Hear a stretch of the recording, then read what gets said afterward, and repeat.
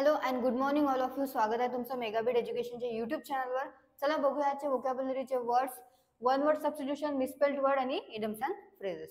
So first word आहे आपला आजचा, तो आहे ब्रेव. ब्रेव म्हणजे काय होतं, तर याचं मीनिंग आहे इंग्लिशमध्ये showing courage in difficult situations. म्हणजेच काय, डिफिकल्ट सिच्युएशन मध्ये काय शो करणे, करेज शो करणे, म्हणजेच हिम्मत दाखवणे किंवा धाडस दाखवणे असं म्हटलं जातं मराठीमध्ये. तर ब्रेव म्हणजे काय होते, धाडसी, शूर, धीट आणि हिम्मतवान म्हणजे काय होतं ब्रेव. सो ब्रेवला काय म्हटलं जातं मराठीमध्ये, धाडसी, शूर, धीट किंवा हिम्मतवान. म्हणजे showing courage in difficult situation. Difficult situation मध्ये धाडस दाखवणे, करेज दाखवणे.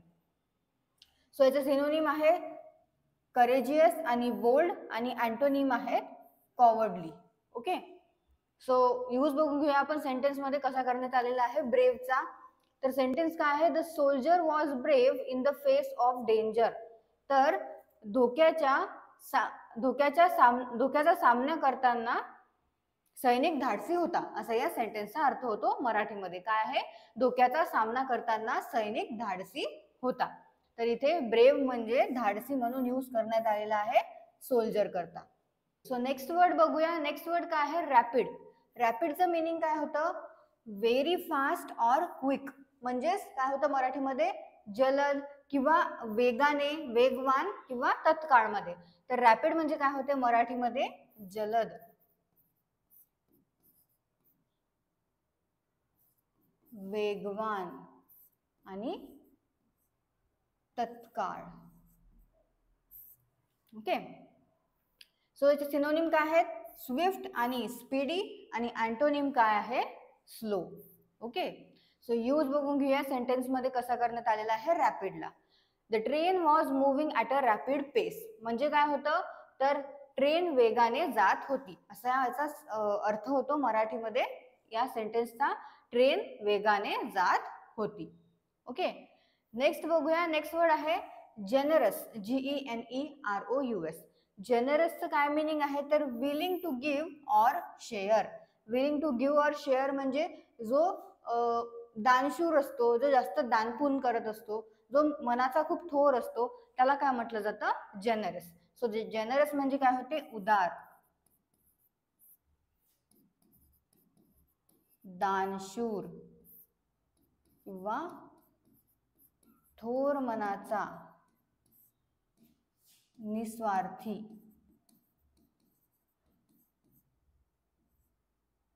म्हणजे काय होतं, जेनरस. ओके, सो जेनरसचे सिनोनिम काय आहेत, काइंड आणि चॅरिटेबल आणि अँटोनिम आहेत स्टिंजी. तर यूज बघून घेऊया सेंटेन्स मध्ये. She is generous with her time and money. तर ती तिचा वेळ आणि पैसा याबद्दल उदार होती, उदार आहे, असे या सेंटेन्सचा अर्थ होतो मराठीमध्ये. काय अर्थ होतो, ती तिचा वेळ आणि पैसा याबद्दल उदार आहे. तर यामध्ये जेनरस म्हणजे यूज करण्यात आलेला आहे उदार म्हणून. नेक्स्ट बघूया सायलेंट. सायलेंटचं काय मिनिंग आहे, not speaking or making noise. म्हणजेच काही आवाज नाही करत आहे, एकदम शांत आहे, त्याला काय म्हटलं जातं, सायलेंट. सो सायलेंट म्हणजे काय होतं, शांत, गप्प, चुप, अबोल, मूक, स्तब्ध किंवा निशब्द. आणखी काय म्हणता येतं, काहीही न बोलता, त्याला म्हटलं जातं सायलेंट. ओके, सो सायलेंटचे सिनोनिम काय आहेत, क्वाइट आणि म्यूट आणि अँटोनिम आहे नॉयझी. तर यूज बघून घ्या. The room was completely silent during the exam. तर परीक्षेच्या वेळी खोली पूर्णपणे शांत होती, असा याचा या सेंटेन्सचा मराठीमध्ये अर्थ होतो. काय होतो, तर परीक्षेच्या वेळी खोली पूर्णपणे शांत होती. एक्झाम टाइमला रूम कम्प्लिटली सायलेंट होती. नेक्स्ट बघूया one word substitution. One word substitution मध्ये फर्स्ट वर्ड जो आहे तो आहे आपला बिब्लिओफाईल. ओके, काय आहे याचं प्रोनाउन्सिएशन? बिब्लिओफाईल. याला असं वाचायचं, बिब्लिओफाईल. ओके, असं प्रोनाउन्स करायचं याला, बिब्लिओफाईल. ओके, बिब्लिओफाईल म्हणजे काय होते? तर वन हू लव्स बुक, जो काय आहे पुस्तक प्रेमी आहे, ज्याला पुस्तकं खूप आवडतात, पुस्तकं घ्यायला आवडतात, पुस्तकं वाचायला आवडतात आणि त्या जमा करायला आवडतात, त्या व्यक्तीला काय म्हटलं जातं? बिब्लिओफाईल. ओके, सो बिब्लिओफाईल म्हणजे काय होते? पुस्तक प्रेमी किंवा असा व्यक्ती ज्याला पुस्तके वाचायला आणि जमा करायला खूप आवडतात, त्यांना काय म्हटलं जातं? वन वर्ड मध्ये, इंग्लिश मध्ये, बिब्लिओफाईल. नेक्स्ट बघूया. नेक्स्ट वर्ड आहे स्लीप वॉकर. स्लीप वॉकर आणखी काय वर्ड आहे याच्याकरता? Somnambulist, SOMNAMBULIST, सोमनॅम्बुलिस्ट.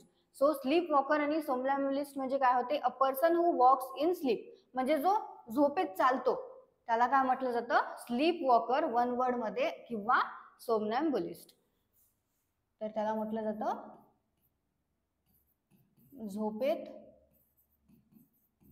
चालणारा. झोपेत चालणारा याला इंग्लिश मध्ये म्हटलं जातं वन वर्ड मध्ये स्लीप वॉकर आणि सोमनॅम्बुलिस्ट. नेक्स्ट बघूया मिसस्पेल्ड वर्ड. मिसस्पेल्ड वर्ड मध्ये फर्स्ट वर्ड आहे आपला मेटिक्युलस. सो मेटिक्युलसची करेक्ट स्पेलिंग काय आहे? Option D, METICULOUS. मेटिक्युलस म्हणजे काय होते? तर फार सावध. ओके, फार सावध किंवा दक्ष, अत्यंत दक्ष, त्याला म्हटलं जातं मेटिक्युलस. मेटिक्युलस म्हणजे होते फार सावध किंवा अत्यंत दक्ष म्हणजे होते मेटिक्युलस. आणि मेटिक्युलसची करेक्ट स्पेलिंग काय आहे? METICULOUS. ओके, नेक्स्ट बघूया. नेक्स्ट वर्ड आहे डिफेमेशन. डिफेमेशनची करेक्ट स्पेलिंग आहे ऑप्शन बी, DEFAMATION. डिफेमेशन म्हणजे काय होते? तर बेआबरू करणे किंवा बदनामी करणे सुद्धा आपण त्याला म्हणू शकतो. तर डिफेमेशन म्हणजे काय होतं? बदनामी करणे किंवा मानहानी किंवा बेआबरू. आणखी काय म्हटलं जातं? आबरू नुकसान किंवा चरित्र हनन म्हणजे काय होतं? डिफेमेशन. ओके, आणि डिफेमेशनची करेक्ट स्पेलिंग आहे DEFAMATION. नेक्स्ट बघूया idioms and phrases. Idioms and phrases मध्ये फर्स्ट आहे axe to grind. Axe to ग्राइंडचं मिनिंग आहे if you have axe to grind with someone or about something, you have a grievance, resentment and you want to get revenge or sort it out. आणि in American English मध्ये it is x. Okay, so काय होतो x to ग्राइंडचा अर्थ? एकतर होतो स्वार्थी हेतूने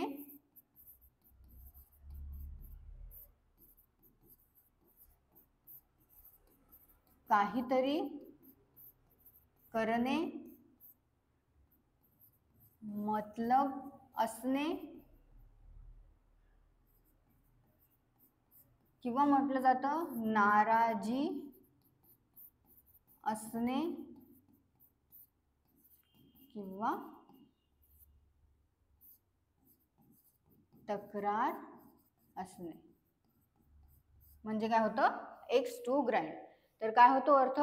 जर आपल्याला कोणाबद्दल नाराजी आहे किंवा तक्रार आहे आणि आपण त्याकरता काय करत आहे? You want to get revenge or sort it out.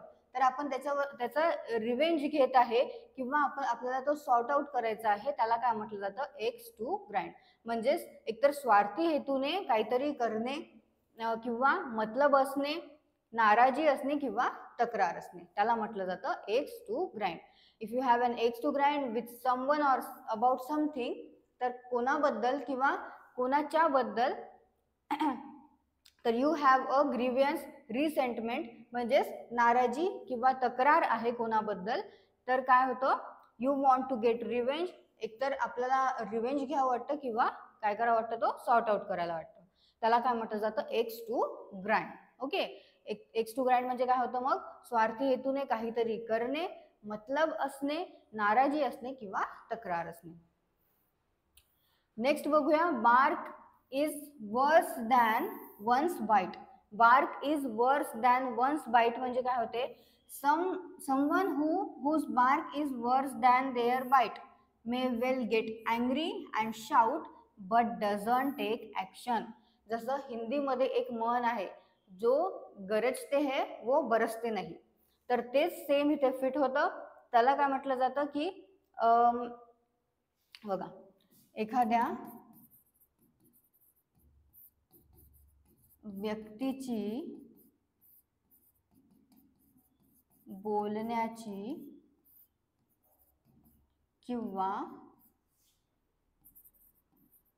धमक्या देण्याची पद्धत तिच्या कृतीपेक्षा जास्त वाईट किंवा भीतीदायक वाटते, त्याला काय म्हटलं जातं, bark is worse than one's bite. म्हणजेच तो अँग्री होतो, शाऊट होतो, पण तो ऍक्शन मध्ये नाही दाखवत.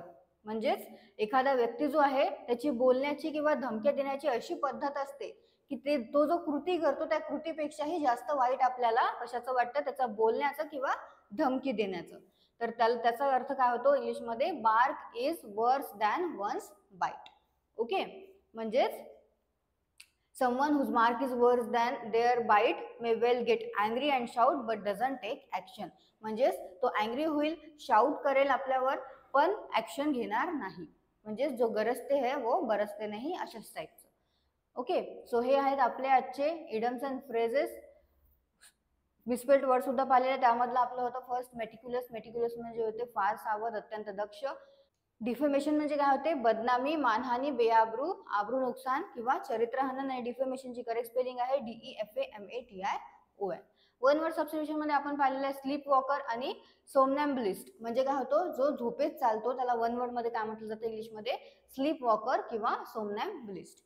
तसंच आपण व्होकॅब्युलरी मध्ये फर्स्ट पाहिलेला आहे ब्रेव. ब्रेव म्हणजे होते धाडसी, शूर, धीट आणि हिम्मतवान. रॅपिड. रॅपिड म्हणजे होतं जलद, वेगवान किंवा तत्काळ. जनरस म्हणजे होते उदार, दानशूर, थोर मनाचा किंवा निस्वार्थी. सायलेंट म्हणजे जो शांत असतो, गप्प असतो, चूप असतो किंवा काही न बोलता अबोल, मुख, निशब्द जो असतो त्याला काय म्हटलं जातं, सायलेंट. आणि वन वर्ड सबस्टिट्यूशन मध्ये फर्स्ट आपण जो पाहिलेला होता वर्ड, तो काय होता, बिब्लिओफाईल. बिब्लिओफाईल म्हणजे काय होतं, ज्याला, जो पुस्तक प्रेमी आहे असा व्यक्ती ज्याला पुस्तकं वाचायला आणि जमा करायला आवडतात त्याला म्हटलं जातं बिब्लिओफाईल. ओके, सो तुम्हाला सेशन आवडलं असेल, सेशन लाईक करा, चॅनलला सबस्क्राईब करा, सोबत तुमच्या फ्रेंड्सला शेअर करा. All the best all of you and thank you.